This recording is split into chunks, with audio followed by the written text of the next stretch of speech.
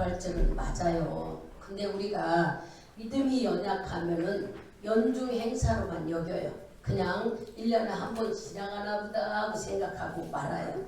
그렇지만 왜 그럴까? 말씀을 몰라서 그렇습니다. 말씀을 알면 오늘은 말할 수 없이 우리가 하나님을 막 찬양하고 높여드리는 날이에요. 안 믿는 사람은 모르니까 기쁨도 없지만 우리는 승리하신 하나님을, 여러분 말씀 들어가기 전에 서론으로 들어봐도 세상에 사람들이 죽었는데 살아난 사람 있습니까? 살아난 사람 순간적으로 있다 하더라도 오래가지 못했잖아요. 예수님은 지금도 살아계세요. 아이고 목사님 보이지 않는데 성령으로 우리 안에 와 계시고 지금도 아픈 자들, 고통받는 자들, 힘든 자들, 그들이 주님께 부르짖어 기도하고 주님을 믿겠다고 잘못했다고 하는 자에게는 지금도 성령이 역사하시고 계십니다. 우리 눈에 보이지 않지만 영이신 하나님은 살아계시기 때문에 지금도 이래요. 오늘 이 부활절은 바로 주님이, 여러분들이 많은 사람들에게 비난을 받잖아요. 예수가 어디 있느냐고, 하나님이 어디 있느냐고. 부활절이 증거입니다. 그리고 야 하나님 있는데 뭐 이렇게 어려운 일이냐. 바로 이 부활절은 죽은 자가 살아난 놀라운 일이에요. 세상 어떠한 유명한 자도 위인자, 전기를 만드신 분, 세종대왕, 우리 한글을 만드신 분, 유명한 위인들을 돌아볼 때에 훌륭한 일을 많이 했으나 살아나서 지금도 일하고 계시는 한 사람도 없어요. 전부 다 죽고 그랬죠. 그러나 여러분이 믿는 하나님은 살아나셨어요. 세상에 무덤이 없어요. 예수님 무덤 없습니다. 부활하셨기 때문에. 사람들은 무덤 있죠. 네. 이럴 정도로 이 부활절에 대해서는 우리가 한 해를 맞고 한 해를 맞을 적마다 내 믿음이 그만큼 성숙함에 따라서 달궈져요. 내가 예수 믿는 것이 이렇게 좋을 수가 없어. 이 부활절에. 왜 그럴까? 모든 것을 살아나신, 죽음과 살아나심으로 다 보여주셨기 때문에 의심할 이유도 없어요. 여러분 의심하면 예수가, 사람들이 네가 하나님이 어디 있냐, 예수님은 살아나셨다는 것이 바로 오늘 부활절이잖아요. 이것은 부활은 우리 믿는 자에게 최대의 기쁨입니다. 그래서 우리는 다른 교회 모든 여러분들도 뉴스 봤는지 몰라요. 새벽 예배를 드리고 마스크 쓰고 엘리베이터로 올라가는데 거기 뉴스가 쫙 나오는데 그 자막에 전국의 미사와 예배로 하나님께 영광. 깜짝 놀랐어요. 제가 왜 깜짝 놀랐냐면 그러면 코로나 때문에 그냥 예수 믿는 것이 죄인인 것처럼 온갖 짓 다 했는데 어떻게 이렇게 뉴스에 제1번에 그 뉴스가 떠 있었을까. 이렇게 자유함을 주는 예수 믿는 일에 하나님 믿음 생활을 못한다는 것은 그 사람은 기회를 놓치는 거지요. 듣지 못했고 미련해서 모르기 때문에 늘 마귀 한편에 되는 삶만 사는 거예요. 여러분 하나님 믿음을 정말 좀 오늘로 인해서 다 풀려지는 자유함을 얻은 거예요. 마귀가 우리를 건드리라는 거 주님이 부활로 해결됐어요. 예. 말씀 속에 들어가서 보면은 부활절을 왜 지키는가 여러분들이 궁금할 거예요. 그래서 이제 말씀을 우리가 고린도전서 15장 50절부터 58절을 보면은 육으로는 하나님을 만날 수도 없고 육으로는 우리가 천국에 갈 수 없다는 얘기가 나와요. 그러면 이제 이 세상을 주님이 만들었는데 사건이 두 개 있었어. 인류의 역사상 지금까지 2022년이 지난 지금까지 예수님이 오시고 그 전에 세계에서도 예수님 오시기 전에도 역사는 돌아갈 수 있었을 거 아니에요. 하나님이 계셨으니까. 이런 시대 속에서도 인류에게 제일 보이지 않는 시작과 끝 안에서 일어난 사건이 두 가지가 있어요. 그 사건은 뭐였느냐? 바로 하나님은 하나님으로 말하면 세상의 운명을 좌우하는 인생을 여러분의 세상을 좌우하는 사건인데 첫째 사건은 우리가 창세기에 나오는 아담이 선악과를 따먹어 죄를 져서 하나님께 우리에게 뭐 했어요? 하나님께 타락하고 죽음이 찾아왔잖아. 절망이 찾아왔어. 하나님께 버림받았다는 얘기예요. 그러나 두 번째 사건은 예수님이 죽음에서 부활해서 바로 인간들하고 막혔던 것이 화목으로 풀려졌어요. 절망에서 소망을 갖게 된 놀라운 사건이 바로 오늘 부활절인 거예요. 이와 같이 부활절에 아니 이 세상의 역사는 두 가지 사건 속에서 죽음과 절망을 가져오고 후제 전자는 그랬으나 후자는 어떻게 했어요? 생명과 평안과 자유함을 주셨어요. 이 부활로는 대단한 우리 믿는 자들에게는 뭐라고 할까? 긍지고 힘이고 용기고 막 사람들한테 자유가 있으니까 아무거나 우리가 전해도 너 예수가 살아난 거 봤느냐고 증거할 수 있는 날이 부활이기 때문인 거예요. 아무도 죽었다가 살아난 사람은 이 세상에 한 사람도 없어요. 그러면 이 부활이 왜 기쁜가? 왜 기뻐하고 왜 이렇게 우리가 막 긍정스럽고 자부심을 갖고 용기가 나는 그 비밀이 숨겨있는 것을 오늘 이제 찾아가면서 은혜를 나누려고 해요. 부활의 기쁨 속에 숨겨진 비밀이 뭘까? 하나님은 부활하셨다는 이걸로 인하여 우리에게 뭐를 보여줬어요? 확실히 보여준 증거가 우리 죄를 용서해 주셨다는 거예요. 여러분의 죄를 용서해 주시고 모든 것을 해결하신 것이 뭘로 보여줬어요? 죽음의 감옥에서 그거를 해치고 3일 동안 얼마나 싸웠겠어요? 우리 죄 때문에 고통을 받고 그래서 결국에는 죽음의 감옥을 부수고 살아나셨어요. 이것이 바로 우리 죄를 다 용서해 주신 증거인 거예요. 이 살아나시지 않았다면 우리 쭈빗쭈빗하고 자신감이 없을 텐데 이렇게 살아나 주셔서 그래서 그 부활 속에 숨겨진 비밀은 내 죄를 용서받았다는 거. 저 사람 죄가 아니라 여러분의 죄가 용서받고 용서만 된 게 아니라 완전히 청산됐다는 거. 죽음으로서 해결된 이 비밀이 숨겨있는 것이 부활의 기쁨이에요. 그래서 우리는 부활절을 마음껏 기뻐해야 돼요. 예수님이 어제까지 내가 절망이었고 막 힘들고 어려웠다고 얘기했잖아요. 그렇으나 하나님은 당신의 죽음, 즉 예수님의 죽음으로 인하여 전부 다 해결해 주니 토요일날 저녁에 여러분 기도하러 나와서 각자 다 느끼지 않았어요? 이 안이 전부 다 회개의 불바다가 되지 않았어요? 순간적으로 하나님께서 기도하고 이렇게 증거받으니 나중에는 막 전부 다 회개문을 열어서 기도하게끔 그 기쁨에 빠져보지 못한 사람은 자기 마음이 안 열려져서 그렇고 근데 깨달음이 뭐라고 주셔요? 하나님이 오늘 부활절을 맞는 우리에게 하나님과 닫혀져 있으면 여러분이 기쁨을 맛보지 못하니까 회개를 시키시더라고. 회개는 다른 게 아니고 우리들이 구태연한 모습, 습관적인 모습, 그냥 뜨겁지 못하고 태연한 모습으로 신앙생활하는 거 버리라는 거였어요. 그런 죄라고 생각지도 못한 부분들을 토요일날 저녁에 너도 말도 못하게 해결을 시키셔. 그렇게 우리를 버리게 하시고 오늘 저녁부터 들어가시는 40일 내지 열흘 기도 속에 우리가 부활을 맛보면서 기도 응답에 놀라운 축복을 받아야 되지 않겠어요? 그것을 하시기 위해 우리 기도가 말문이 죄로 인해 가려져서 못하실까 봐 하나님은 이 모든 걸 해결해 주시더라고요. 여러분들은 어떻게 느꼈냐면 저는 너무 감사했어요. 그리고 2022년 오늘 부활절이 우리에게 대단히 뜻깊구나 하는 것이 그 설렘 때문에 잠을 못 잤다고 얘기하잖아요. 그 새벽 예배 부활절을 어떻게 드릴까 주님이 주시는 말씀 속에 깨닫게 하시는 것이 야 우리나라에 100년밖에 안 된 그 복음 우리나라가 조금만 복음이 일찍 들어왔다면 우리나라가 왜 지금 130년이 됐다고 하는데 복음이 빨리 들어왔다면 한국은 이렇게 못 사는 나라가 되지 않아요. 미국 보세요. 하나님을 섬긴 나라 모든 자원이 풍성하고 세계에서 미국이 제일 풍부하게 누리고 살지 않나. 왜 그럴까?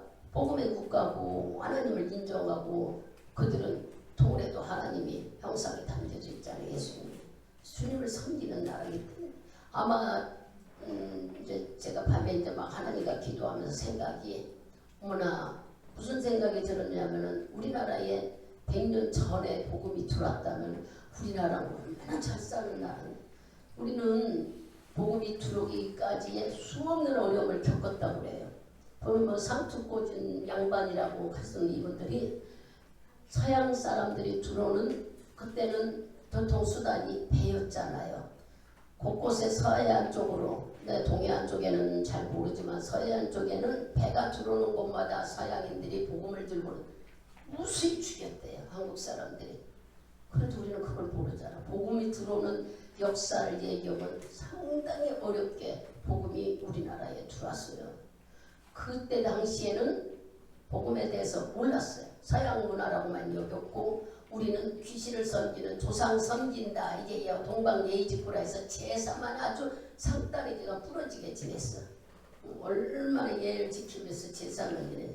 그 귀신이 우리나라에 뭘 해줬어요? 6.25 전쟁 나고 3차 전쟁 나고 얼마나 많은 어려움, 가난, 고난 말할 수 없이 그런 어려움 속에서도 복음이 들어오고 복음을 받아들이는 끝없는 기도 속에 우리 한국은 이렇게 잘 사는 나라가 되어서 개인보다는 전체적으로 보면 여러분 전화기가 없는 시대에 살았는데 우리는 한 집에 전화 19수대로 가지고 있어. 얼마나 부자가 됐는가 생각해봐요. 누구를 통해서 이런 줄 아세요? 문화가 들어와서 외국 문화는 맨 되짓기만 했으나 지금도 여러분 삼각산에서 줄을 부르짖고 밤을 새는 자들이 있습니다. 나라를 위해 기도하는 사명을 받은 자들은 끊임없이 기도해. 물론 우리는 어쩌다 한 번씩 나라 안타까운 마음으로 하지만 그들은 밥 먹으면 그 산에 붓다리 싸갖고 올라가요. 목회자든 권사님이든 장로님들 그렇게 올라가고요. 새벽에 동이 틀 때쯤 옷이 이슬해져서 내려오는 분들 여러분들은 그런 얘기를 못 들었는지 몰라도 저는 그런 분들하고 많이 만나봤고 저도 그 산에 올라가 봤고 말도보다는 주여 주여 부르짖는 소리가 아주 막 귀에 쩌렁쩌렁합니다. 이런 분들이 있기에 우리나라가 지금 이렇게 잘 견디고 이겨고 우리가 잘 사는 거예요. 안 믿는 자들이 있어서가 사는 게 아니라 이만큼 복된 나라가 된 거 생각하니까 더 일찍 들어왔으면 얼마나 좋았을까 하는 안타까운 마음이 들었고 또 하나는 여러분들이 지금 태어난 게 너무 감사하잖아요. 만일 북한에서 태어났다고 가상해봐봐. 여러분 자유롭게 이렇게 예배 드릴 수 있었겠어요? 아니면은 얼굴 시큼한 사람으로 태어났다고 가상해보세요. 종으로 살았어. 그때는 인종 아주 얼마나 종의 세계가 강했는지 우리가 성경도 그렇지만 이 세상의 역사를 보면은 말도 못했던 그렇게 종과 주인의 상은 천지차이. 돈 주고 사오는 종이라 젊은 사람은 비싸고 나이 먹고 애기들은 뭐 싸고 일 못 시키니까 그리고 일 못하면 두드려 패고 묶어놓고 여러분 그 역사를 읽어보면 대단해. 근데 우리가 한국에 이렇게 좋은 나라에 태어났고 나도 모르는 사이에 복음이 들어와서 여러분 예수 믿기 제일 좋은 시대에 산다는 건 너무 감사하는 일이야.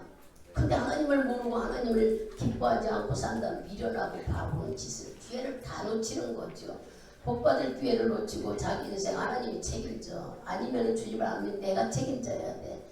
이 일이 만들어줘도 내가 해야 되고 물질이 없어도 내가 노력해야 되고 모든 것이 자기가 병 걸려도 자기가 해야 되는데 하나님이 자녀가 된 우리들은 기도만 하면 해결되네. 이런 좋은 비밀이 담겨진 게 바로 예수님이 살아나신 놀라운 능력 때문에 그런 거예요. 그래서 이 부활절에는 우리가 믿는 믿음을 가졌다는 여러분 자체는 보이지 않는 1,000만원 1억을 가져야 축복받는 것이 아니라 하늘의 복권을 하늘의 티권을 가졌죠. 어떤 사람이에요? 하늘의 백성으로 미국 가서 시민권을 따려면은 얼마나 어려운 줄 아세요? 돈도 얼마 있어야 되고 몇 년 있어야 되고 나오지도 못하죠. 그런 조건이 있는데 우리는 여러분 하나님 백성 되는 거 조건이 있었어요. 너무 감사하지 않으세요? 하나님이 나를 관리하신다. 내가 주님의 아버지라고 부르면 내 모든 것들을 듣고서 해결해 주신다. 경험해보지 못했다는 것이 아니라 믿지 못해서 이런 체험을 못한 사람은 아직도 믿음이 없어 맨날 어린아이 같으나 여러분들이 기도응답이라도 한번 경험해 본들은 하나님이 하신다고 믿는다면 하나님을 기뻐해 드리세요. 주님 믿는 걸 기뻐하면 네 소원을 이루어 주신다고 시편 37편 4절인가 말씀하고 있잖아요. 우리는 하나님 믿는 것을 기뻐해야 돼. 기뻐하는데 오늘 이렇게 내가 이 부활절 속에 있다는 얘기하다가 이렇게 여러분 역사가 길게 드러나는데 여러분이 여기에 이렇게 태어 있다는 것, 특히 자기도 모르게 모태신앙으로 태어난 사람, 부모가 기도해주고 내 할머니 내가 예수 믿는 이런 사람들은요, 가면 갈수록 하나님이 나의 아버지고 나를 책임진다는 것을 조금만 깨달으면 여러분 감사가 넘치고 놀라서 못 살아. 근데 그걸 모르니까 우리가 자꾸 그러는 거예요. 왜 모를까? 믿음이 없다는 건 예수를 인정하지 않기 때문에 그렇죠. 나는 왜 이렇게 믿음이 없지? 인정해야지 믿음이 만들어지지. 하나님은 있다고 아무리 얘기해도 오늘 부활절이 예수님이 죽었다가 살아났다 해도 눈에 보이지 않으니까 이게 안 믿어요. 믿음 있는 우리는 이날이 말도 못하게 기쁘고 감사, 종일 찬양으로 영광을 올려야 돼. 아버지 감사해요. 고맙고 너무 감사. 왜냐? 우리에게 담대함을 주셨지. 세상을 이길 힘을 줬지. 마귀를 이길 힘을 줬지. 생명에서 영원히 살 수 있는 천국 티켓을 받았지. 상상이 얼마나 많은지 말할 수 없어요.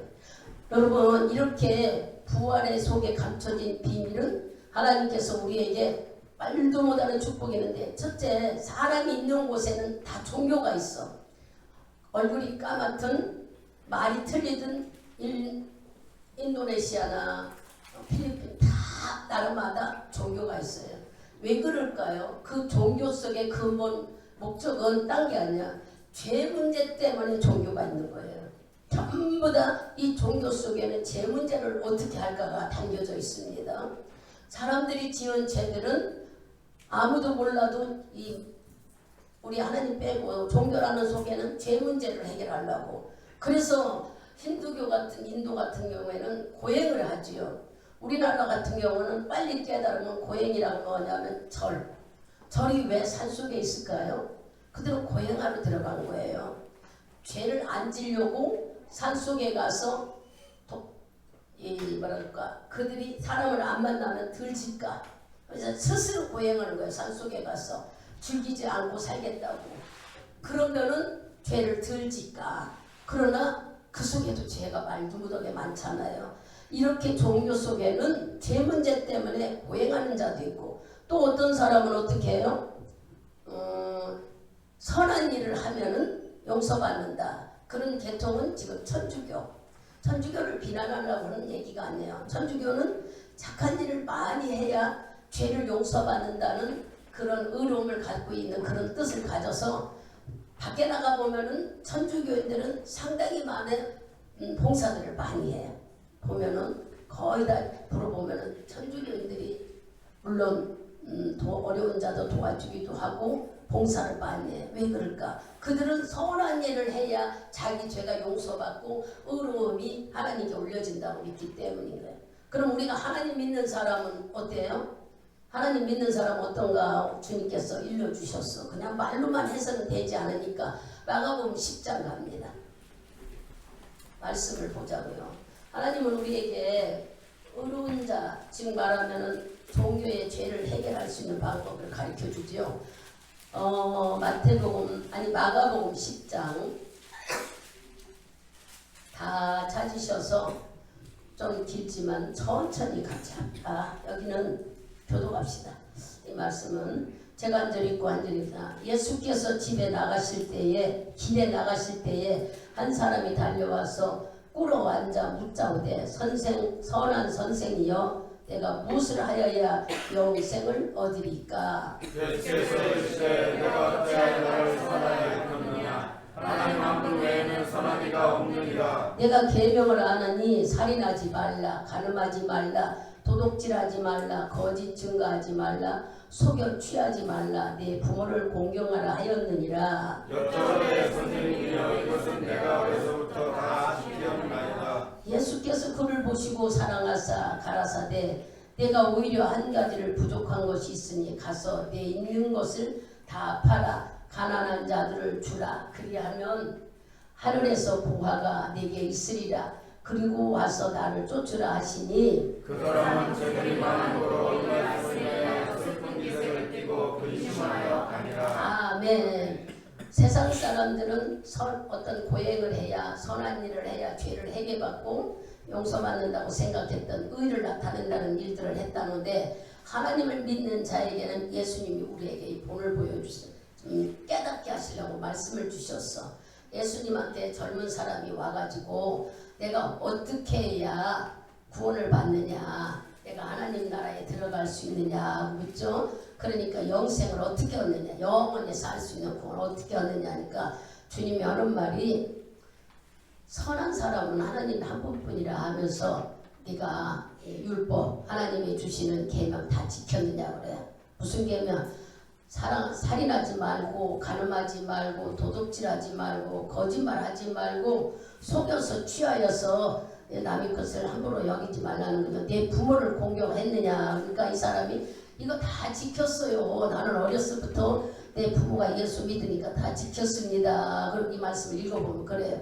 그러니까 주님이 그래 그러나 너 한 가지 안 한 것이 있다. 한 가지 내가 지시하겠더니 그것이 부족한 거 채우라 그래. 너 있는 돈 다 팔아가지고 가난한 자에게 주고 나를 쫓아와라. 그렇게 명령했더니 이 부자 젊은 청년은 슬퍼가지고 그대로 갔다 그랬어요. 이게 무슨 말씀일까? 돈을 많은데 그거 다 주기 아까워서 그게 아니고 사람은 의를 행해서 선한 일을 할 수 없다는 것을 말씀해주고 있는 거예요. 어떤 행위로는 우리가 하나님께 선을 베풀 수가 없다는 얘기입니다. 죄를 해결할 수가 없어요. 보세요. 착한 일을 많이 해야 하나님께 죄를 용서받는다면 얼마큼 착한 일을 할까? 생각해봐. 얼마큼 착해. 365일 착한 일만 해도 죄 짓는 것이 우리가 더 많은데 그런데 얼마큼 해야 착한 일을 해야 영생을 얻을 수 있어요. 이것은 무슨 얘기를 하냐? 육신의 힘, 우리의 의를 가지고는 절대 우리 죄를 용서받지도 못하고 착한 일로 구원받는 것이 아니라고 알려주는 거예요. 행위로는 구원받는 게 아니라고 일러주는 거예요. 그렇다면 하나님이 원하시는 것은 무엇일까? 우리에게 이 부활로 인해서 주님이 알려주신 것은 다 이런 것 때문에 우리가 구원받는 게 아니라는 것을 행위로는 절대 구원이 되는 게 아니라는 거예요. 믿음으로, 한마디로 말하면 우리가 예수 그리스도가 나를 위해 죽으신 것은 믿음으로, 우리는 믿음으로 죄를 용서받을 수 있는 거지 착한 일을 해서 내가 의롭고 죄 용서되는 게 아니라는 말씀이에요. 그러니 오늘 여러분들이 죄 용서받았다는 증거는 예수가 십자가에 내 죄를 지고 죽었다는 증거를 우리에게 보였으니 이것이 증인이에요. 목사님 나 잘 다 죄를 해결치 못했는데 어떻게 오늘을 맞이하면서 우리가 어제까지 지은 죄들 다 지고 믿을 때의 역사가 일어난 거지. 이제 이런 말씀을 다 듣고도 또 집에 가서 문제가 있다고 걱정하고 아이고 내가 믿음이 없어 그러나 봐. 내가 기도를 못해서 그러나 봐. 나는 왜 이렇게 믿음이 없어. 이 사람은 뭘까? 예수 부활의 믿음을 받아들이지 못하고 믿지를 못해서 자기 스스로 늘 붙잡고 있는 거예요. 즉 유 목사님은 그러시더라고. 이 말씀을 그 속에 귀신 마귀가 자리 잡고 있어서 마귀가 예수 믿기를 속이고 거릇되게 하고 자기 생각 보기까지만 가게 하는 거야. 그러니까 우리가 믿음이 없다는 표현이 유 목사님은 마귀가 우리를 붙잡고 있는데 그 말씀이 깨달아지더라는 얘기야. 저도 깨달아져요. 내 마음에 나쁜 마음이 들어있으니까 믿지를 못하는 건지. 근데 우리는 좋은 말로 믿음이 연약해서 천만의 말씀이 귀신이 내 안에서 너 하나님 생각보다 내 생각이 꽉 잡혀 있으니까 안 믿어지는 거예요. 여러분 깜짝 놀라고 깨달아야 돼. 이런 말을 쓰는 때 내가 이렇게 믿음이 없는 게 아니라 내 속에 사악한 귀신마귀 사탄이 나를 내 생각으로 크게 붙잡아 있어. 이 말을 믿지 못하게 만들고 있구나. 그럼 여러분들이 이 소리를 들으면은 너무 심하다 하지만 회개할 수 있어요. 우리가 바로 믿음이 없는 게 아니라 나를 붙잡고 어둠의 영이 강하게 나를 아주 얘기했잖아. 50대 50으로 생각해봐라. 하나님 마음이 50이고 내 마음이 50이 이 주님을 지키면 된다고 생각하지만 하나님은 그게 아니라는 거야. 육신은 아무리 우리가 해도 상이 되지도 않고 해결할 수가 없어요. 하나님의 말씀 안에서. 그러니까 여러분들이 70% 60%라도 하나님 마음을 가지면은 내가 하나님 말씀에 순종하게 돼요. 50대 50은 주님을 지키겠죠. 근데 사람의 생각이 더 강하면은 내 생각으로 나가. 그래서 어떻게 해요? 아이고 교회가 멀고 피곤하고 오늘 비 오고 내일가 육신의 생각이 져서 못 와. 그러나 하나님의 성령 영이 강하면은 어떤 마음이 들까요? 아 내가 오늘 하루 주님을 안 만나면 내 속에 어떻게 되지? 이런 마음이 들 거고 만나야 되겠다. 기도하던 거 끝까지 해야지. 이런 마음이 든다면 하나님 마음이 주심이 더 50%보다 더 많다면 우리는 움직여서 오게 되는 거예요. 그렇게 생각한다면 우리는 빨리 깨달아지더라는 얘기야. 아 나는 믿음이 없어 기도를 못해. 마귀가 내 마음 붙잡으니까 기도를 못한다는 생각을 기분 나빠 우리는 하기 싫지만 우리 속에 귀신들이 가득 들었어요. 뭐로 붙잡아 있어요? 교만함, 자만심, 체면, 시기하는 마음, 미워하는 마음이 우리 속에 가득 차 있어요. 여러분 속에 마음을 성경에는 가죽으로 찔기다 그랬어. 마음을 열지를 못한다는 거죠. 여러분 마음 내색해요. 저 사람이 미워. 아이고 말하기도 싫어. 근데 그 사람 내 앞에 왔네. 아이고 싹 감쳐. 언제 그랬냐 하는데 우리들이야. 여기 있는 사람만 여러분이나 저나 다 똑같아요. 이렇게 우리 마음은 아주 못된 심보들이 가득 차 있다는 것을 성경에는 말씀하고 있어요.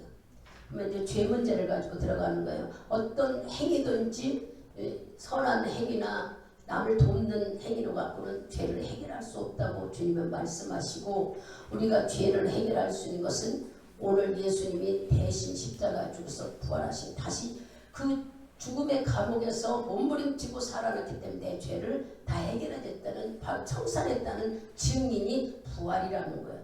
우리는 이 말씀을 믿으면서 아무리 착한 행동으로 용서받지 못하지만 주님께 죄를 내놓고 주님이 내 죄를 지치고 죽음에서 돌아가셨다는 것을 믿고 부활했다는 걸 믿을 때 내 죄가 용서받았다는 증거예요. 근데 이걸 못 믿으면은 아무리 살아난 사람이 하나도 없다고 얘기해도 몰라.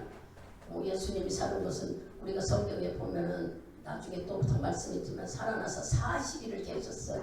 왜 50일 기도냐 하면 예수님이 오늘 새벽에 부활하셔서 40일 동안 제자들을 만나러 다녀요. 그리고 사복음서에 다 나오죠. 그리고 마지막 때에 뭐라고 그래요? 이제 40일 끝날 수 있을 때 예루살렘에 모여서 기도하라고 그랬어. 너희에게 성령이 임할 때까지 권능이 임할 때까지 기도하라고 그랬어. 기도하라고 할 때에 하나님이 기적을 일으켰고 죽었다가 살아나니까 막 사람들이 소문나고 많이 몰려왔어. 너도 나도 기도한다고. 잘 들어보셔봐.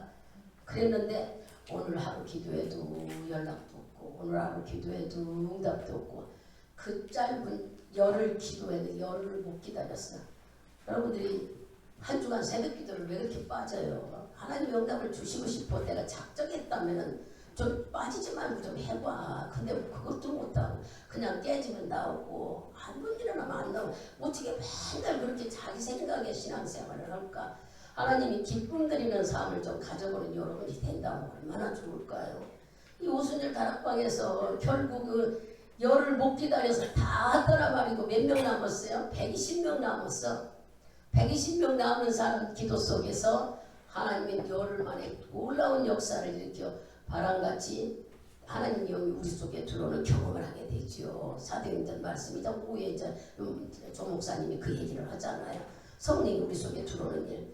이렇게 해서 하나님의 영이 부어줘야 우리가 하나님을 믿지. 하나님 영이 부어지지 않으면 그냥 육신만 피곤해서 왔다 가고 오늘은 쉬고 싶고 내일은 또 마음이 문제가 생기면 가서 기도를 이렇게 맨날 자기 마음대로 신앙생활.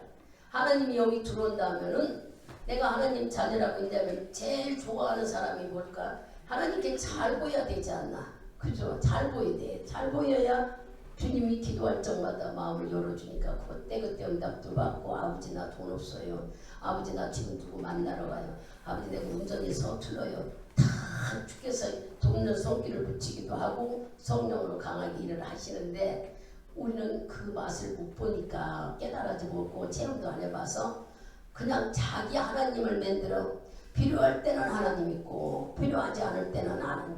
그러니까 지금 오늘 죄를 용서받았대도 설마 내 죄 용서가 내가 무슨 죄가 있니? 하나님을 믿지 못해. 토요일날 그 얘기를 했잖아. 교회를 와도 아주 태연하게 습관적으로 다니는 신앙생활 하나님 싫대.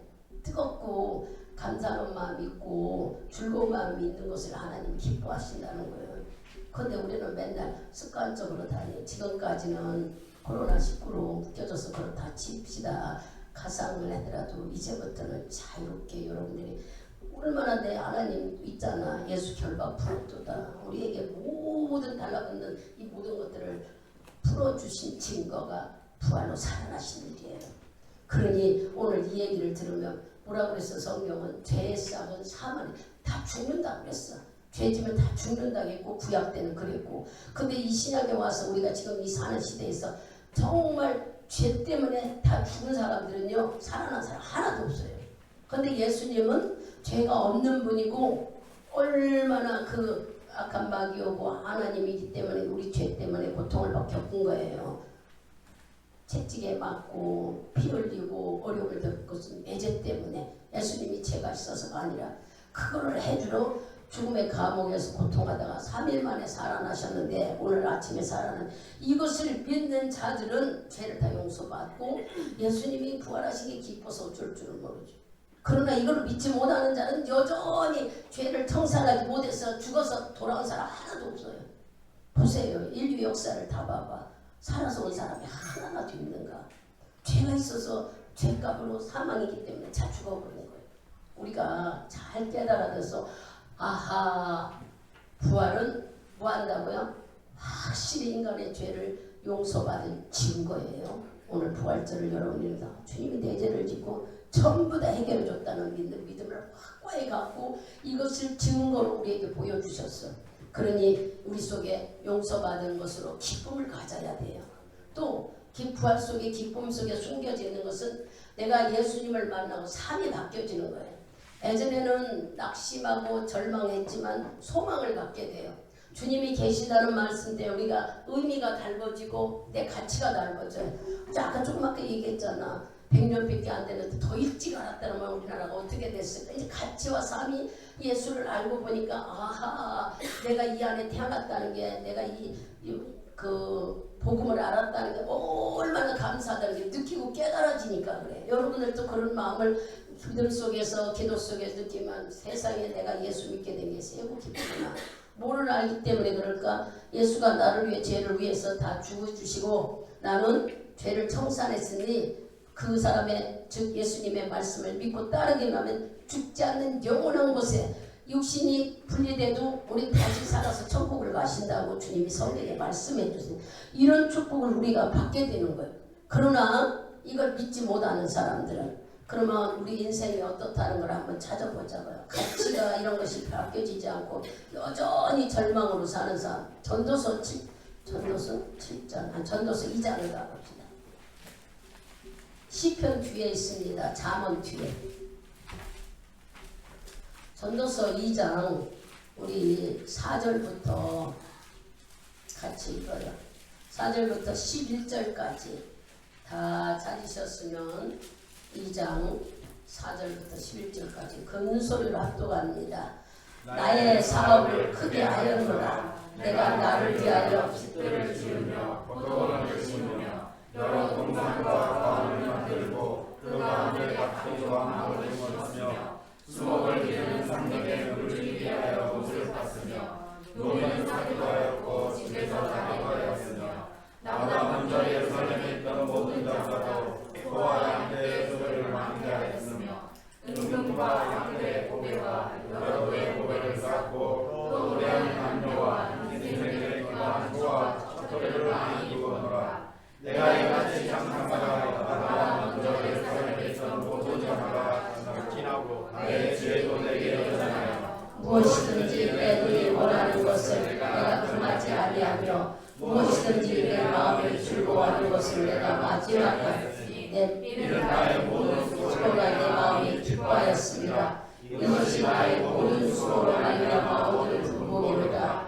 그 후에 본즉 내 손으로 한 모든 일과 수고한 모든 수고가 다 헛되이 바람을 잡으려 하는 것이며 해 아래서 유익하는 것이로다. 아멘.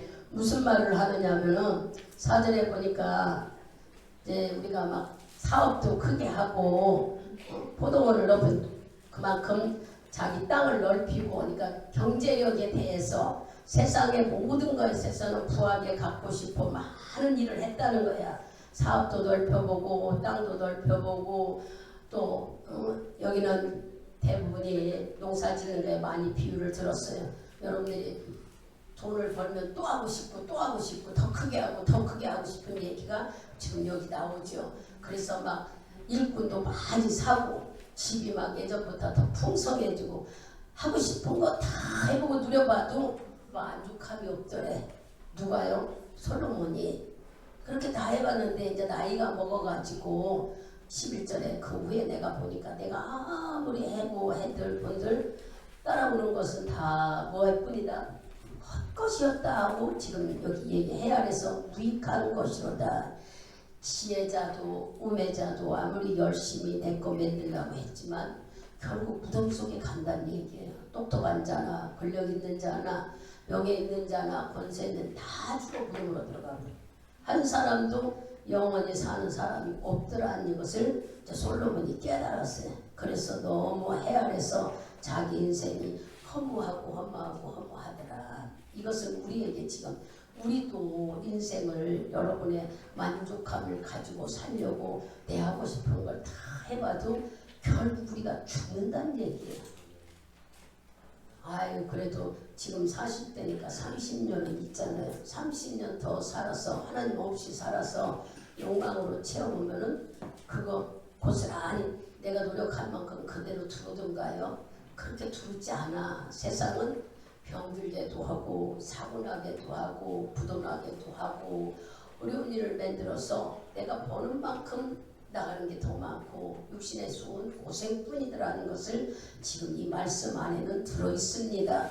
그러면 우리가 일도 하지 말고 그러라니 아니에요. 여러분들이 예수의 부활을 인정하면 삶의 가치가 달라진다는 얘기야. 하나님을 믿는 믿음 안에서 살게 되면은 우리가 변화 역사가 일어난다는 것을 지금 말씀하시고 있는 거예요. 고린도전서 오늘 본문 15장 58절을 가보세요.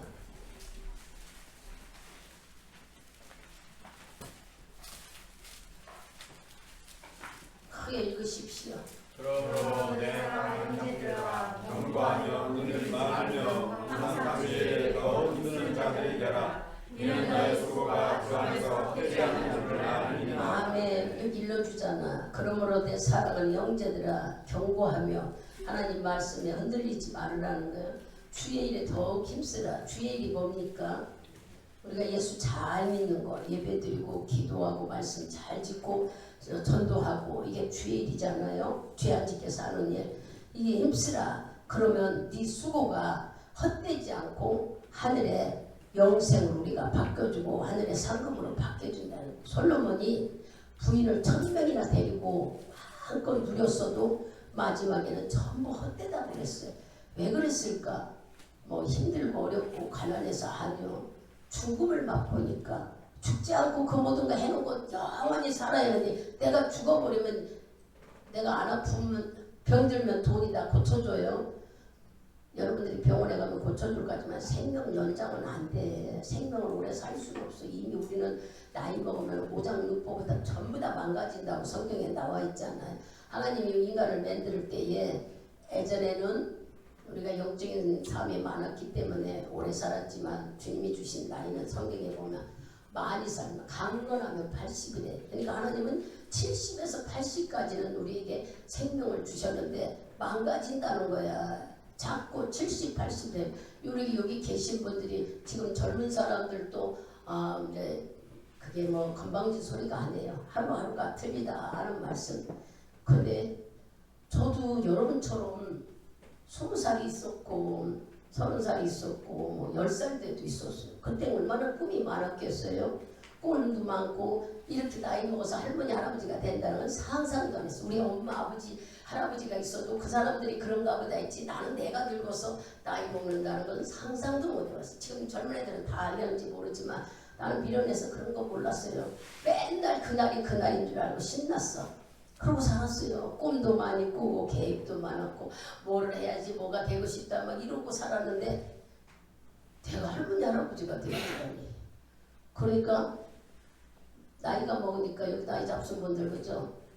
자꾸 놔지잖아요. 욕심이 나죠. 뭐를 사고 싶은데 이거 사서 뭐해요? 얼마 버실 텐데 있는 거 쓰지. 자꾸 놔줘요. 참 미안하더라. 그 마음이 왜 그런지를 모르겠어. 늙었어 그게. 젊은 사람들은 뭐 사고 버리고 또 있고 한다고 그러지만 안 되더라고. 절제가 나도 모르게 내 안에서 모든 것이 그래. 얼마 가겠어? 내가 5년을 살 거야? 3년을 살자. 오늘 저녁에 이거 안 생각하려 해도 나이가 자꾸 가르쳐. 듣는 소리가 그런 소리만 들리고. 그러니 솔로몬이 생각해 봐봐요. 평생 살 줄 알고 부인도 1000명이나 거두었고 모든 것은 다 금으로 둘러싸고 산 사람도 결국 죽게 되고 인생을 돌아보니까 뭐예요? 헛되다 헛되다 헛되다 소리만 다 얘기하잖아. 죽음을 맛보지 않아야 되는데 우리는 예수 믿으면 죽음 안 보는 하나님께서 우리 영생을 주시겠다 그랬어. 그 말씀 읽어보고 가자고요. 요한복음 11장으로 가보세요. 이제 여기도 우리에게 흔들리지 말고 믿음을 가져라. 헛된다. 11장 요한복음 11장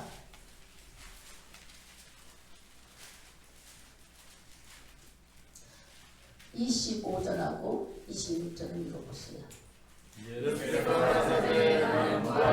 분명히 나를 믿는 자는 죽어도 살겠고 무릇 살아서 나를 믿는 자는 영원히 죽지 아니하리니 이것을 내가 믿느냐. 이게 무슨 말일까? 아니 영원히 죽지 않는다는 말이 무슨 말일까?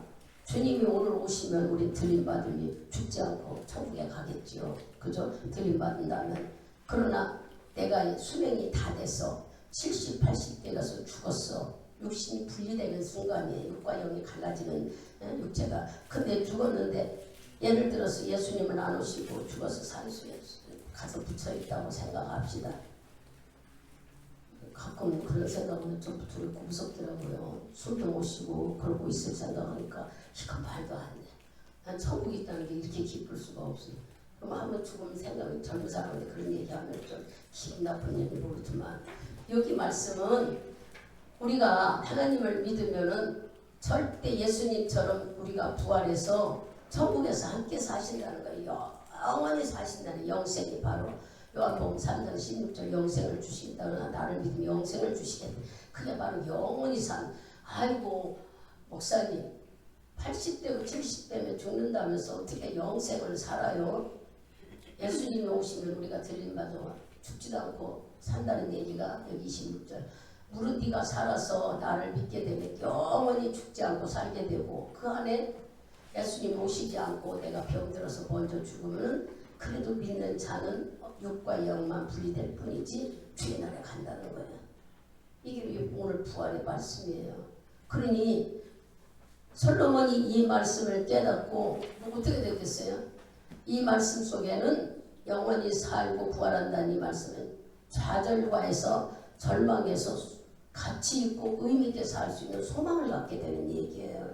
예수님 믿으면 안 죽고 간대. 여러분 뭐 주님이 내일 오는지 어쩌는지 모르잖아요. 주님이 오늘 오신다고 우리는 살아서 예수 믿고 그분이 내 죄를 용서해 드리는데 우리 둥둥 굴렀다 올라간다고 그랬어. 성경을 생각만 해도 얼마나 신나요. 근데 만일 70년 80년 살다가 죽었어도 육과 영이 분리되지 하나님을 믿는 자는 다시 하나님의 영생을 얻을 수 있는 데로 우리 데려간다는 게 하나님의 약속이에요. 이 부활의 약속. 그러니까 우리는 영원히 육은 흙으로 돼버리지만 영은 하나님이 주셨는데 영은 비물질에 죽지 않는데 계속 영원히 살 수 있는 곳. 근데 이렇게 하나님 앞에 가서 산다고 하면 기분 좋고 신나고 모든 것을 걱정도 없이 눈물도 없이 산다는 게 좋은데 바꿔서 지옥이라는 데를 한번 여러분들이 생각해요. 이건 생각도 해야지 하지 말아야 될 일이지만 지옥이라는 거 생각해봐요. 거기는 불구덩이고 전갈이 매달 쏘고 벌레 투성이고 바퀴벌레만 하나 나와도 소리 지르고 난리를 피는데 구더기와 지렁이가 우리 몸을 감는다고 생각. 어떻게 살겠어요? 소름 느끼죠. 상상할 수도 없는 일이야. 그런 지옥에 예수를 믿지 않으면 간다는 거예요. 그 얘기를 지금 우리에게 하시는 거예요. 그래서 이 부활은 지옥과 천국이 있다는 것도 죄를 해결하지 못하면 지옥이잖아요. 근데 예수님이 대신 죽어줬으니까 우리가 부활의 소망을 갖게 되니 내 삶이 바뀌어져야지. 낙심했던 마음이 예수가 대신 이 모든 것을 해줬다고 생각하면 기쁨으로 용기를 갖고 무엇이든지 하나님이 내 편이라는 믿고 나가야 돼요. 생각이 바뀌어져 버리는 것이 이 부활절을 맞는 우리들의 삶이에요. 예전에는 막 내가 해야 되는 힘들고 지쳤지만 믿음을 가진 여러분들은 주님이 대신 다 해결해줘. 너는 영생을 얻을 수 있는 기회를 줬다고 생각하면 이미 너에게 티켓을 줬다고 생각하면 천국을 바라보러 갈 때에 힘들고 지치겠습니까? 기쁨으로 감사합니다. 그리고 생각도 바뀌어져 버리는 거예요. 이 부활절이라는 그 속에는 가치가 달궈져 버리는 것입니다. 아까는 죄를 용서받는 거고 부활절 속의 비밀은 삶이 가치가 달궈져 버려요. 그러니까 이 부활절이 기쁜 거예요. 주님이 계시다는 확고한 믿음이 만들어지니까 살아났다는 것은 바로 우리에게 보여준 뭐라고 표현하지 않아도 이걸로 다 표현이 다 되니까 어떤 말로 표현할 수 있겠어요. 그분이 살아계시네. 우리는 감사하고 기쁨밖에 없어요. 계속 고맙고 감사한 것이 부활절인 거예요. 오늘 우리는 마음껏 하나님 사셨네 살아났네 막 기뻐서 찬송할만 해야 될 날이 오늘인 거예요. 그걸 못 깨달은 사람들은 맨날 우리가 힘든 줄 알고 어려운 줄 알고 내가 믿음이 없다. 자기 믿음이 없는 게 사탄이 붙잡고 있는 마음이라고 깨달았는데 이걸 못 깨달으면 나는 왜 이렇게 믿음이 없어. 안 믿으니까 믿음이 없는 게 아니라 귀신이 자기 마음을 다 차지하고 있어서 그래요. 깜짝 놀라는 마음이 들지 않아. 이 소리 들으니까 나 기가 막히더라고. 원수가 가로막히는데 하나님은 왼수인데 뭐 기도에 응답되는 아버지 응답에 이 왼수가 기도한다고 응답해 주겠느냐. 제 문제를 해결할 때에 놀라운 역사가 일어나는 거야. 하나님과 나와 가려진 거 마귀가 가리고 붙잡는 건 죄 때문에 그런 거예요. 죄 때문에. 근데 죄를 해결해 주신다는 거 여러분 아는 종교가 있다고 설명해 줬잖아. 모든 사람들이 종교를 가진 사람 속에는 죄 문제가 따라옵니다. 종교 속에는. 근데 우리는 예수님이 내 죄를 용서 다 지고 죽으셨다는 이거 하나만 생각해도 우리는 기뻐 어쩔 줄 몰라야 돼. 종일 찬양해도 밥을 안 먹고 찬양해도 감사가 넘쳐야 되는 것이 우리들의 모습이에요. 계속 죽음에서 살아나셨는데 그 찬송이 계속 입 속에서 떨어지지를 않처럼 죽음에서 살아나신 예수님을 우리가 인정하고 믿고 나도 그런 믿음을 가져야 하잖아요.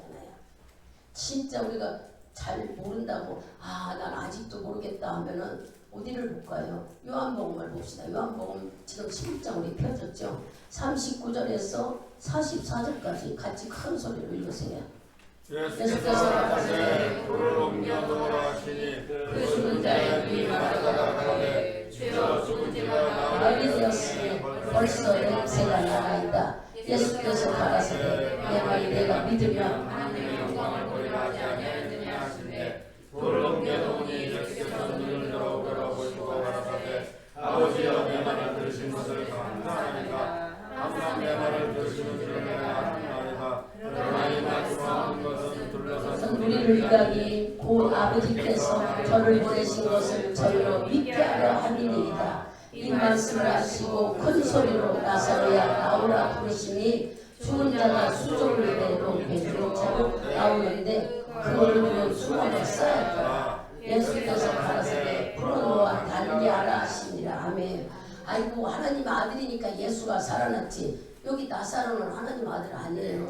누나 둘하고 셋이 살아. 나사로라는 이 동네에 증반하면은 여기 쭉 보면은 예수님이 이 동네를 잘 놀러 다녔어. 그런데 이 동네에 사는 그 마을에 들어가 보니까 마리아고 마리아는 두 누나들은 예수를 잘 믿는 사람들이. 그런데 예수님 이 동네에 있었으면 우리 아빠가 우리 남동생이 죽지 않았을 텐데 예수님이 없어서 죽었다. 여기 내용을 읽어보면 슬퍼해요. 근데 예수님이 네가 나를 믿느냐? 나를 믿으면은 영광을 보리라 그랬잖아. 40절에는 예수께서 가라사대 내 말이 내가 믿으면 하나님이 영광을 보리라 하지 아니하느냐 하시면서 묘에 가서 돌을 우리나라하고 틀리다고 그랬죠. 공동묘지는 분역 뚫려가지고 불처럼 돼 있어. 거기는 돌이 막혀 있는데 이 돌 사람 온전은 문을 못 연대요. 굴려서 열어. 거기 가가지고 장사한 지 증발하면 갖다 시체 묻은 지 3일 됐는데 가가지고 예수님이 나사로야 나사로야 부르니까 여러분 육신이 들었겠어요? 속에 영이 들었겠지. 그 목소리를 들고 지금 이 눈과 다 이렇게 가려져 있어. 이렇게 걸어왔다고. 상상만 해도 얼마나 무서운가. 그렇게 걸어 나왔다고 여기 나와 있잖아요. 도대체 어떻게 하길래 예수님이 부르기만 하니까 죽은 자가 막 다 묶여진 채로 걸어 나왔대. 그래서 여기 보면 그 수건을 풀어 걸어 다니게 하라 하는 말씀이 나오잖아. 우리가 읽어보니까 죽은 자를 수족이 배로 3배로 똥똥 물린 채로 6토막을 묶는다잖아. 죽은 사람들은 묶인 채로 걸어 나오는데 얼굴은 수건에 가려서 쌓였더라. 예수님이 그 수건 풀어 걸어 다니게 하라. 풀어줘서 걸어 나왔대. 야, 여러분 예수님은 하나님의 아들이니까 우리가 이제 믿음이 없는 사람이 아니에요. 예수님 하나님 아들이니까 그렇지. 여기 나사로는 그게 아니야. 일반인이야. 일반인인데도 하나님께 죽은 자를 살려내셨어. 지금 구원을 보게 말했으면 여러분들이 부활절을 맞아서 여기 죽은 자도 절망이었지만 마리아와 마리아 두 누나가 얼마나 마음이 낙심되고 좌절이 됐겠어요. 자기 동생이 죽었는데 하늘에 보이지 않겠지요. 근데 이게 살아남으로 인해 다 해결됐어. 그 누나도 그냥 막 여기가 아팠던 그 마음이 확 닦아서 아니 이게 어쩐 일인가 하고 죽은 사람은 저리 가라지만 상상할 수 없는 일이 일어났어. 이게 부활인 거예요. 여러분들 속에도 예수님이 부활했다는 것은 우리의 절망적이고 소망도 없고 깜깜한 것들이 벌어진 놀라운 사건이 일어났다는 얘기야. 절망이 비전을 갖게 됐어. 소망을 갖겠다는 얘기. 아무리 해도 안 되던 내 힘든 삶이 예수 안에서 벗겨지는 거예요. 뭐를 하면 주님이 내 죄를 지고 돌아가신 것을 믿으면 믿지 않고 그냥 구경꾼으로 있으면 아무 역사는 안 일어나요. 또 사건 일어난 것을 또 한번 볼까요? 에스겔서인가요? 에스겔서가 에스겔서 37장인가요? 이렇게 말씀을 읽는데 그 말씀이 적용되네. 에스겔서 37장 가봐요.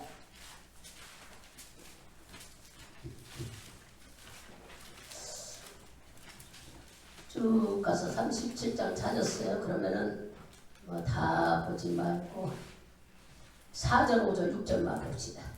또 내게 이르시되 너는 이 모든 뼈에게 대하여 이르기를 내가 날 뼈들아 여호와의 말씀을 들을지어다. 주 여호와께서 이 뼈들에게 말씀하시기를 내가 생기로 너희에게 돌아가게 하리니 너희가 살리라. 너희의 입술을 두고 살을 입히고 밭을 덮고 너희 속에 생기를 부리니 너희가 살리라. 또 나를 여호와인 줄 알리라 하셨다. 아멘. 더 이상 읽지 않아도 우리는 알겠죠. 공동묘지 뼈들이 있는데 즉 말하면 산소가 아니라 사람이 죽어서 오래돼가지고 뼈들만 버리는 곳이 있었대. 여기 얘기를 읽어보면요. 1절 2절에 보면 골짜기에 가보니까 이제 그 에스겔에게 하나님의 환상을 보여주는데 골짜기로 데려가서 가보니까 사람이 뼈들만 있는 골짜기를 데리고 갔대. 막 여기저기서 뼈들이 수두럽게 사람이 오래되면은 앙상하게 뼈만 남잖아. 더 오래되면은 뼈도 다 삭지만 지금 뼈들이 있다고 보여줘요. 사방으로 뼈들이 많이 있는 곳을 힘이 많더래. 뼈들이 그것을 지금 에스겔서가 보고 있습니다.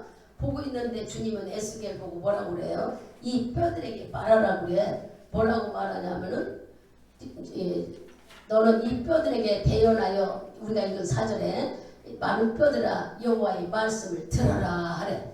그러니까 5절에 여호와께서 이 뼈들에게 말씀을 해. 야, 네 뼈들 보고 하나님 말씀을 들으라 하니까 여기 지금 예수님이 말해. 뭐라고 말해요? 5절에 뼈들에게 말씀하시기를 내가 생기로 너희에게 들어가게 하리니 너희가 살리라.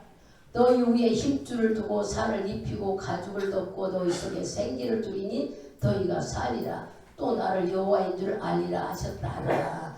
우리가 이제 이 말씀을 가지고 상상을 하면은 뼈들이 있는 데다가 하나님의 말씀하니까 뼈들이 옷을 입고 살이 생기고 가죽이 만들어지고 그렇다고 지금 얘기하죠. 이렇게 만들어져서 뭐가 됐어요?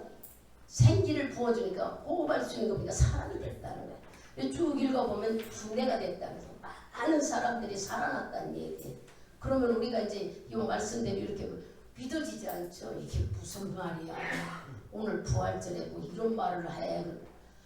낙심되고 좌절, 뼈처럼 여러분들이 안다며 돈도 막히고 아는 사람도 없고 내가 먹을 것도 없고 일어나지도 못하고 예를 들어서 사업에 부도가 났다고 가상을 해보자고요. 아니면은 사형 선고를 받았어. 당신 암이니까 3개월밖에 못 산다. 이제 지금 이 말을 이제 우리들에게 적용하면은 여기서는 지금 환상을 보여서 뼈 마디마디가 살아나는 얘기로 보여주지만 이 말씀을 지금 우리가 성령 받은 이 시대에 주님을 우리에게 적용하면은 너 문제가 있느냐? 너 죽을 병에 걸려서 사형 선고를 받아놨느냐? 아니면 네가 부도나서 해서 문제 닿게 이 뭐야 한마디로 말하면 절망이지요. 그죠? 절망과 낙심이잖아. 죽을 것만은 같아마. 그런데 주님의 영이 들어오면 생기를 부어넣었더니 뼈들이 살아 움직이더래. 여러분들이 낙심하고 좌절하고 소망이 없는 곳에 하나님을 만나면 그게 바로 성령 충만입니다. 하나님을 만나면 어떻게 되겠어요? 살아난다는 얘기야. 변화가 일어난다는 얘기야. 사람이 바뀌어져. 이렇게 하나님은 오늘 이 말씀 부활절 얘기 말씀을 들으면서 절망하는 것이 있느냐. 하나님이 주시는 내가 죽음에서 네 죄를 갖고 죽었다는 이 부활을 통해 소망을 가지라는 거예요. 이 소망을 가지고 비전을 가지라고 지금 얘기하는 거예요. 낙심하십니까? 내가 질병 때문에 고민하십니까? 그렇다면 소망을 가진다는 거예요. 하나님은 죽은 자도 살리시고 내 죄도 용서해서 못하실 분이 없다는 걸 믿는다면은 하나님을 사모하시고 기도하라는 거예요. 그러면 하나님 영이 내 안에 들어오셔서 여러분에게 모든 일들이 스무스 안에 다 풀어지게 하시겠다는 것이 이 부활절을 맞으면서 우리에게 주시는 절망에서 소망을 갖는 정말 그 기쁨 속에 숨겨진 우리에게 주신 귀한 말씀인 거예요. 그래서 부활절을 맞는 우리는 기뻐해야 되는 거야. 부활절 속에는 내 죄를 용서받고 부활절 속에는 내가 가치가 넓어져. 의미가 넓어져. 또 부활절 속에는 뭐가 있다고 그랬어요? 힘들고 어렵고 절망이 낙심 있는 이러한 일도 예수님의 부활로 인하여 소망을 갖게 되니까 비전을 갖고 그 일을 할 수 있는 용기가 우리에게 주어진다는 얘기를 지금 말씀 속에서 하는 거예요. 이렇게 부활은 비밀이 많이 들어져 있어요. 그 속에 담겨져 있어. 왜 1년에 한 번씩 우리가 연중 행사처럼 부활절을 지는 부활은 이렇게 바로 우리에게 소망을 주기 때문에 놀라운 역사를 우리에게 하시고 계시기 때문에 이제 부활절을 맞고 감사를 여러분들이 느끼고 그런다면은 내가 대단히 힘들고 어려운 거라도 우리는 소망을 가져봐야 되는 거야. 아, 하나님이 원하시는 것이 무엇인가를 알아야 되는 거예요. 낙심하지 말라는 거예요. 하나님은 못할 일이 없다는 거예요. 우리가 평소에는 부활절 오기 전에는 뭐라고 그래요? 주님은 우리가 기도하면은 부르짖고 기도할 때 들으시겠다고 했어요. 에레미야 29장에 보면은 나는 너 문제 준 게 너 망해라 재앙을 주려고 준 게 아니다. 그 문제를 가지고 막 기도하래. 하나님 나 좀 살려주세요. 이 문제 좀 해결해 주세요. 나는 해결할 수가 없어요. 주의 뜻을 잘 몰라 잘못했습니다 하고 막 부르짖어 기도하면 주님이 네 기도하는 걸 가만히 보시겠대. 그리고 어떻게 하겠다고 그랬어요? 진심으로 네 마음이 진심으로 하나님을 자꾸 찾으면 들어주겠대. 에레미야 29장 가봐요. 앞으로 가면 에레미야예요. 지금 에스겔 쓰이는데 그 앞으로 가면은 에레미야예요. 에레미야 29장을 가보세요. 말씀을 들어도 깨닫지 못하면 우리는 그냥 하고 넘어가는데 말씀을 잘 깨달으면 여기 11절, 12절, 13절까지 큰 소리로 있습니다. 나의 원하노라 너희는 나의 생각대로라 하니 재앙이라 평판이요 너희 상대에 소망을 주려는 생각이라 너희는 내게 부르짖어 와서 내게 기도하면 내가 너희를 들을 것이요 너희가 진심으로 나를 찾고 찾으면 나를 만나리라. 아멘. 여기 말씀했잖아.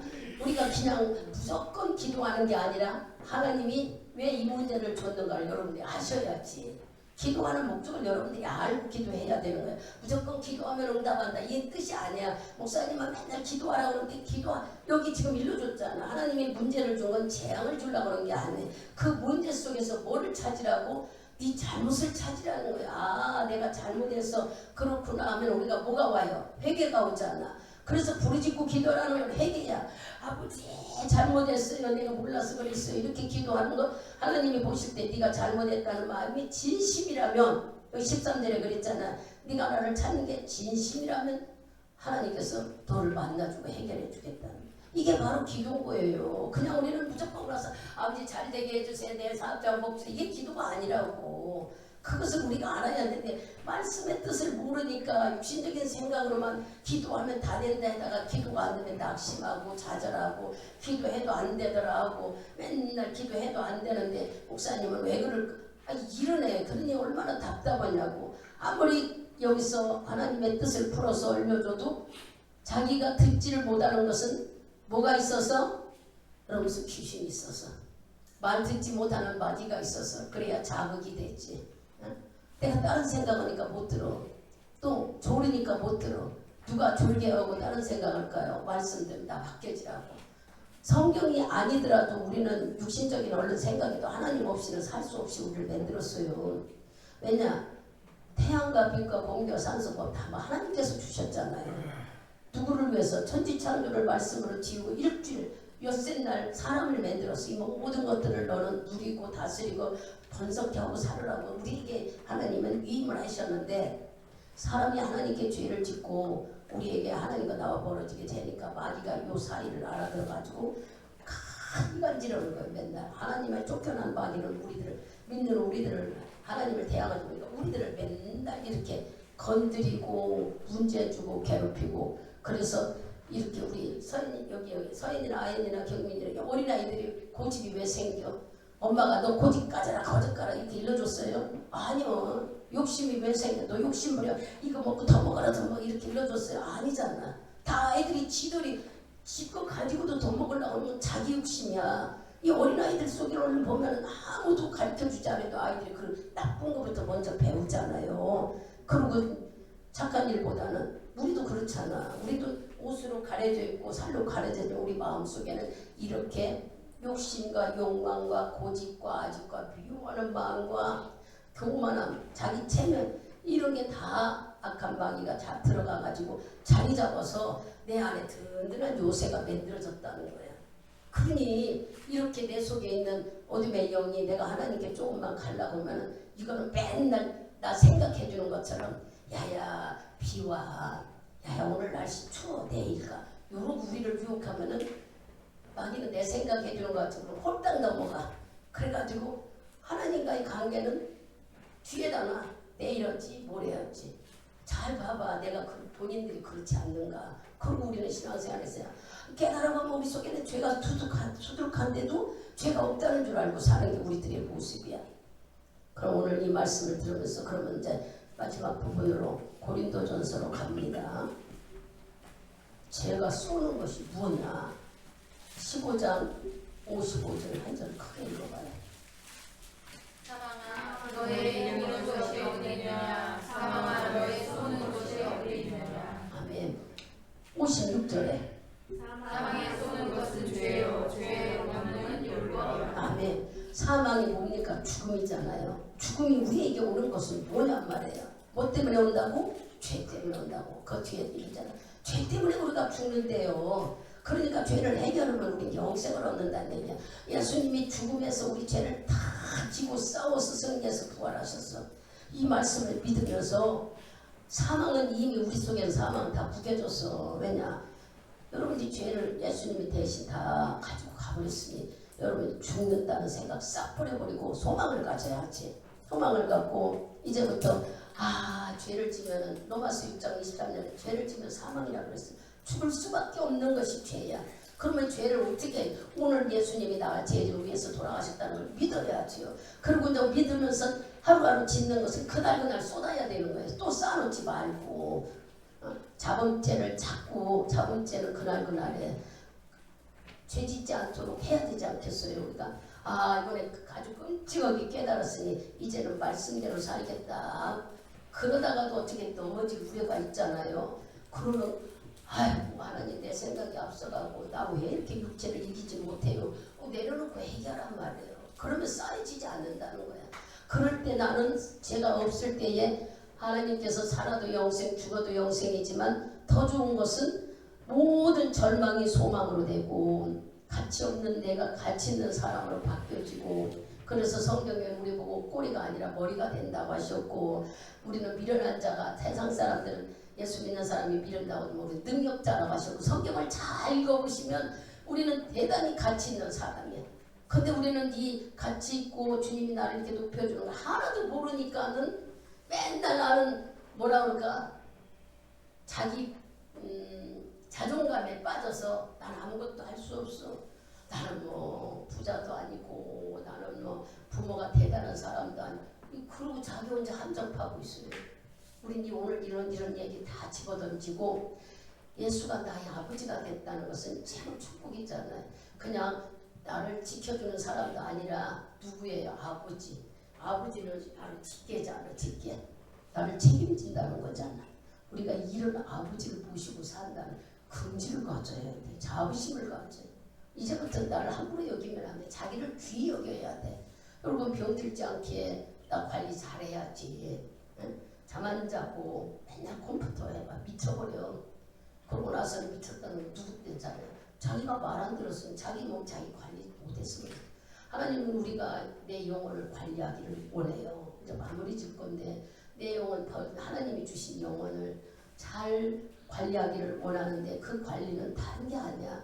세상 지혜와 세상 방법으로는 하나님이 주신 내 속의 영혼을 관리할 수가 없어.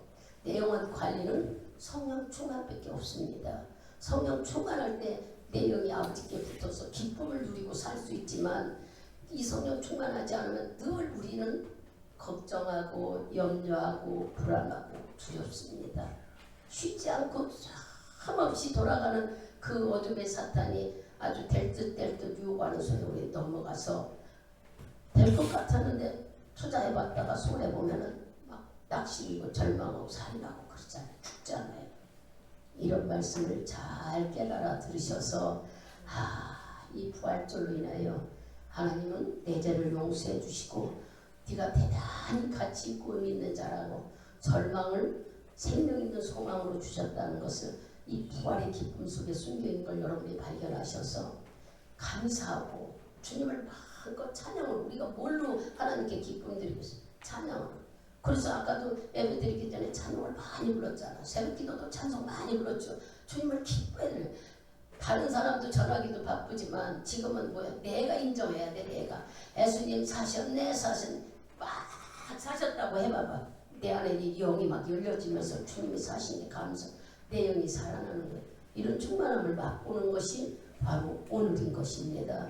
이제부터 낙심하지 말고 믿음 없다고 좌절하지 말고 깨달아줬으니까 내 안에 붙어있던 사탄을 쫓아낼 수 있는 것은 예수가 나를 위해 죽으셨다는 걸 믿고 주님이 원하신 성령을 받으라. 성령을 주셨으니 성령의 인도를 받아 부지런히 자기 영 관리하세요. 예배 잘 드리고 기도 잘하고 말씀 잘 들어서 내 영이 죄로 막혀지지 않게 늘 점검하는 삶을 살다 보면은 하나님은 얼마나 기뻐 도와주겠어요. 여기 아이들이 앉아있는데 공부 잘해봐. 엄마가 아이고 잘했다. 용돈도 줘.